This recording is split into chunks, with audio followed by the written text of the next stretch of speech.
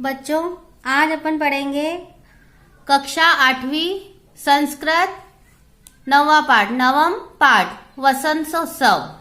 मतलब वसंत उत्सव, वसंत पंचमी आती है ना, अपन उत्सव मनाते हैं, उसके बारे में इस पाठ में बताया गया है।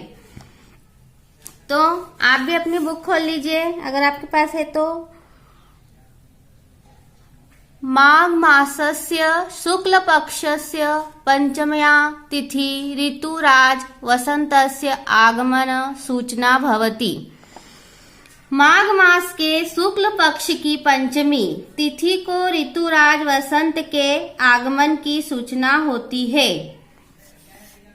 आगे देखिए, वसंत पंचमी श्री पंचमी नामना अपि ज्ञायते। तो वसंत पंचमी श्री पंचमी के नाम से भी जानी जाती है। आगे देखिएगा, अस्मिन् समये प्रकृते सौंदर्य चरमोत्कर्ष प्राप्नोति। इस समय प्रकृति का सौंदर्य अत्यधिक उन्नति प्राप्त करता है। मतलब प्रकृति बहुत सुंदर दिखती है। इस समय वसंत पंचमी जब आती है तब प्रकृति श्रृंगार करती है और सुंदर दिखती है। सर्वत्र रमणीयतायाः दर्शनम भवति। सब जगह सुंदरता दिखाई देती है। आगे देखिएगा, वृक्षेषु नूतन किसलय रागः राजते।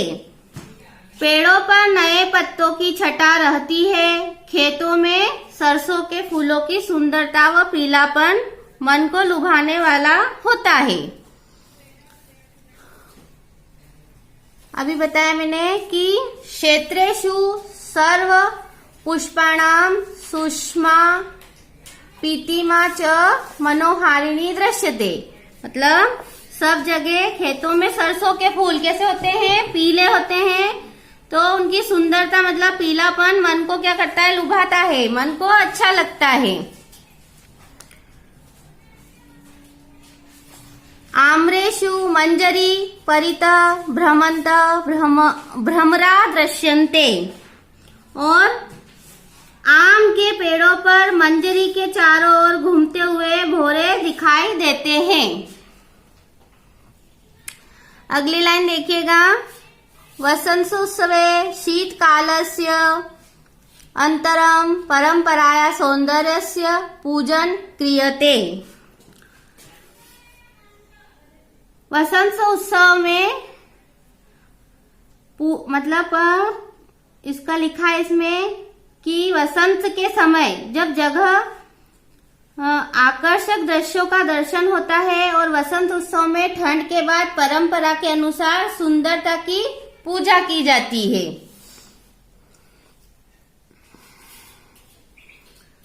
विविधे पुष्पे नवान्ने फले च ऋतुराजस्य वसंतस्य स्वागतम भवति।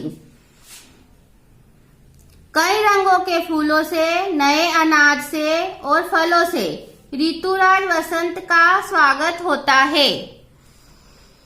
एषः उत्सव सौंदर्यस्य रमणीयतायाः पुष्पाणां किसलयानां मधुरागमनस्य च उत्सव अस्ति। और यह त्योहार सुंदरता का, आकर्षण का, फूलों का, नए पत्तों का और प्यारे मौसम के आगमन का उत्सव है। आगे देखिए बच्चों कि वसंत उत्सव द्वितीय पक्षः अधिकः महनीय अस्ति। वसंत उत्सव का दूसरा पक्ष अधिक महत्वपूर्ण है। भारते वसंत वेलायां भगवत्या सरस्वत्या आराधनस्य अपि परंपरा विद्यते। भारत में बसंत के समय भगवती सरस्वती की आराधना की भी परंपरा है। मतलब अपन सरस्वती माँ का पूजन करते हैं, उस दिन अपन उनका जन्मदिन मनाते हैं। तो ये भी एक परंपरा है वसंत पंचमी के दिन। अगली लाइन देखिएगा, वसंत पंचमी ज्ञानस्य उपासनायाः आराधनायाः च उत्सव अस्ति। वसंत पंचमी ज्ञान की उपासना व आराधना का उत्सव है। अगली लाइन देखिएगा, प्राचीन काले वसंत पंचम्यां ज्ञान यज्ञ तपस स्वरूपाम सरस्वती जना। प्राचीन काल में वसंत पंचमी को ज्ञान यज्ञ तप स्वरूपी सरस्वती की लोग पूजा करते हैं। अगली लाइन में देखिएगा, अधुना अपि संपूर्णे देशे आध्यात्मिक जिज्ञासाया अस्मिन् दिने जना ज्ञानस्य अधिष्ठात्री शारदां पूजयन्ति। आजकल भी संपूर्ण देश में आध्यात्मिक जिज्ञासा से इस दिन लोग ज्ञान की अधिष्ठात्री शारदा को पूजते हैं। वसंतोत्सव वस्तुतः सांस्कृतिक उत्सव अस्ति। वसंतोत्सव वास्तव में सांस्कृतिक उत्सव है। वैदिक कालात् एवं अस्मिन् दिने सरस्वत्या उपासना भवति। वैदिक काल से ही इस दिन सरस्वती की उपासना होती है। अगली लाइन में देखिएगा बच्चों, महाभारते पुराणेष्वपि वसंतोत्सव सरस्वत्या उपासनायाम उत्सव रूपेण दर्शितः। महाभारत में वसंत पंचमी का महाभारत में व पुराणों में भी वसंत उत्सव सरस्वती की उपासना के उत्सव रूप में दर्शाया है। वसंत पंचम्या आगमन विधिना महाशक्त्या सरस्वत्या वार्षिक पूजया विधान भवति। वसंत पंचमी पर शास्त्रों में बताई विधि द्वारा महाशक्ति सरस्वती की वार्षिक पूजा का विधान होता है। अगली लाइन में देखिएगा,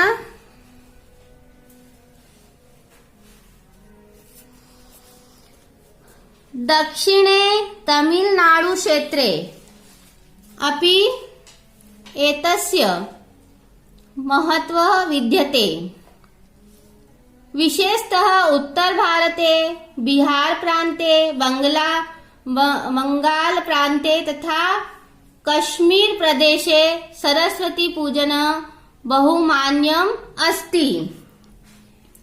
विशेष रूप से उत्तर भारत, बिहार, बंगाल तथा कश्मीर में सरस्वती पूजन का प्रचलन है। दक्षिणे तमिलनाडु क्षेत्रे अपि एतस्य महत्वं विद्यते। दक्षिण में तमिलनाडु क्षेत्र में भी इसका महत्व है। तत्र आबाल वृद्ध परिजना प्रकाशितानां हस्तलिखितानां च ग्रन्थान् एकस्यां पीठिकायां संस्थाप्य विविधे उपचारे शारदां अर्चयन्ति। वहां बालकों से लेकर वृद्ध तक सभी लोग छपी हुई व हाथ से लिखी हुई पुस्तकों व ग्रंथों को एक पाट पर रखकर, मतलब एक पटिये पर रखकर कई प्रकार की पूजा विधियों से शारदा की अर्चना करते हैं।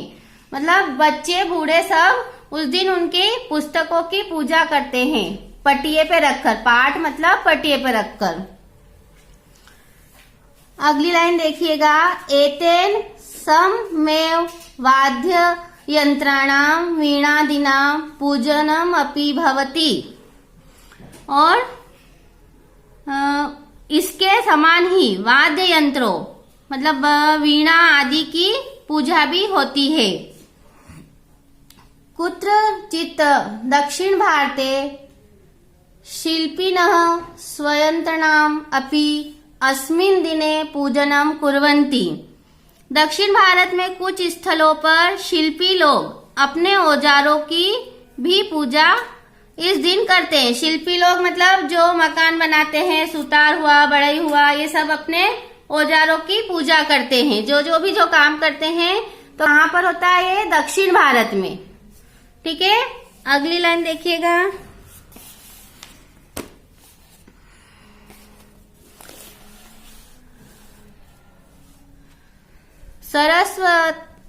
सरस्वती पूजनस्य वेदाध्ययनस्य श्रावणी पूर्णिमात् आरभ्य वसंत पंचमी यावत भवति। सरस्वती पूजन का वेद अध्ययन और सत्र श्रावण पूर्णिमा मतलब राखी से शुरू होकर वसंत पंचमी तक होता है।